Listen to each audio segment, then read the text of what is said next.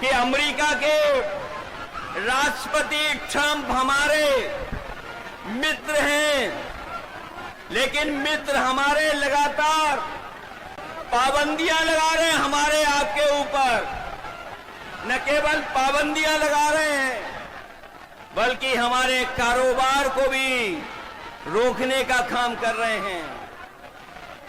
जो अमेरिका ताकतवर देश था, जिससे मित्रता का सहारा बनाते थे, लेकिन आज वो भी हमारे खिलाफ खड़ा है।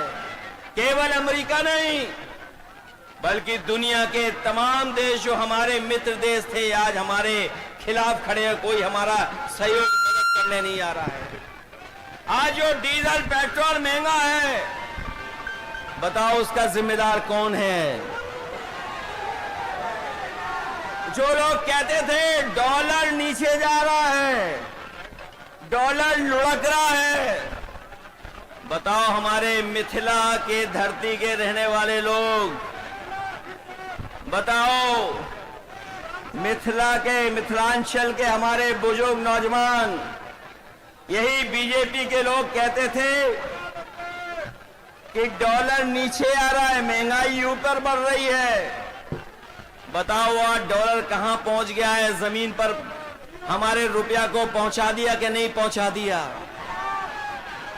हमारे घर परिवार में गरीब के बीच में अगर किसी की शादी है, तो बताओ सोना कोई खरीद पाएगा क्या आज? बताओ सोने की कीमत कहां पहुंच गई?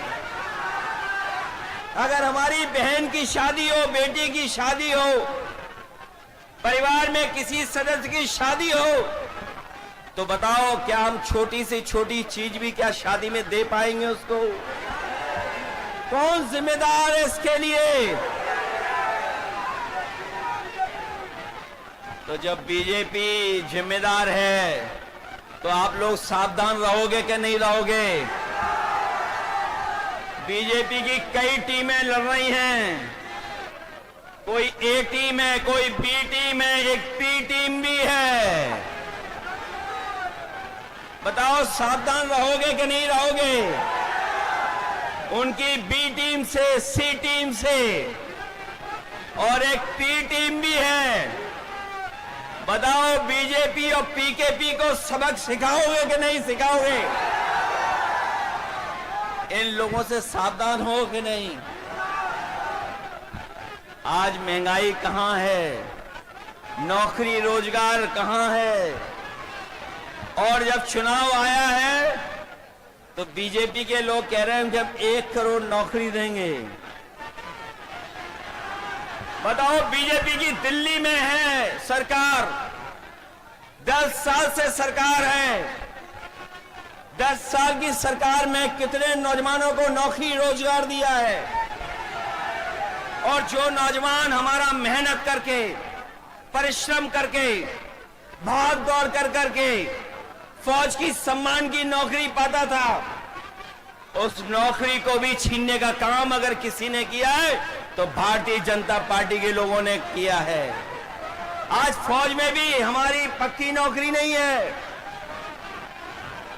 ये जो अग्निवीर की व्यवस्था है, हम तेजस्वी जी जितने भी लोग हैं, कभी ये स्वीकार नहीं कर सकते हैं कि आधी अधूरी फौज की नौकरी हो।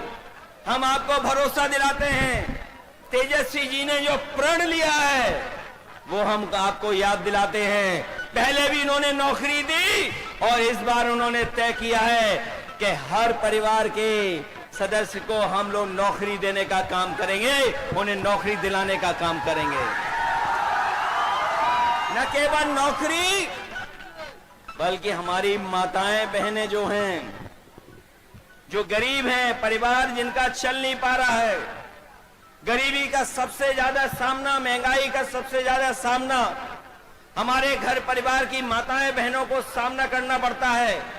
इसलिए हमें खुशी है इस बात की कि तेजस्वी जी ने तय किया है कि महागठबंधन की सरकार बनेगी, तो उनको हम लोग 2500 रुपया महीना देने का काम करेंगे। न केवल 2500, बल्कि हमारी जीविका के वाले लोग हैं जो दिन रात प्रयास मेहनत करते हैं, सरकारी योजनाओं को पहुंचाने का काम करते हैं, उनको भी लाभ देने का काम करेंगे और उनको 30,000 रुपया महीना दिलाने का काम करेंगे। यही नहीं, मुझे याद है उत्तर प्रदेश में हम लोगों ने बिजली के कारखाने लगाए थे और उसका परिणाम ये हुआ कि बिजली मिलने लगी, 24 घंटे भी बिजली मिलने लगी। यहां पर हमें बधाई देना चाहते हैं महागठबंधन को, उन्होंने तय किया है कि 200 यूनिट फ्री बिजली उपलब्ध कराने का काम करेंगे गरीब परिवारों को। यहां पे भी आप सब लोग एकजुटता दिखाना, एक साथ होकर के मुकाबला करोगे, मुकाबला एक साथ करोगे मिलकर के। ये तो जोश उत्साह बता रहा है कि इस बार भारतीय जनता पार्टी का यहां से पलायन होने जा रहा है। बिहार का भविष्य बनाओगे आप लोग, रोजगार के लिए वोट देंगे, हर घर परिवार की नौकरी के लिए वोट देंगे और 500 रुपए सिलेंडर कराने के लिए वोट देंगे कि नहीं देंगे? और झूठों को सबक सिखाओगे। ये बात तो जानते ही होंगे कि अब वो मुख्यमंत्री नहीं बनेंगे जो मुख्यमंत्री हैं। बताओ वो चुनावी दूल्हा है कि नहीं है? और वो चुनावी दूल्हा भी ये जानते हैं कि इस बार उन्हें माला कोई नहीं डालेगा, इसीलिए वो माला खुद ही डाल ले दूसरों को।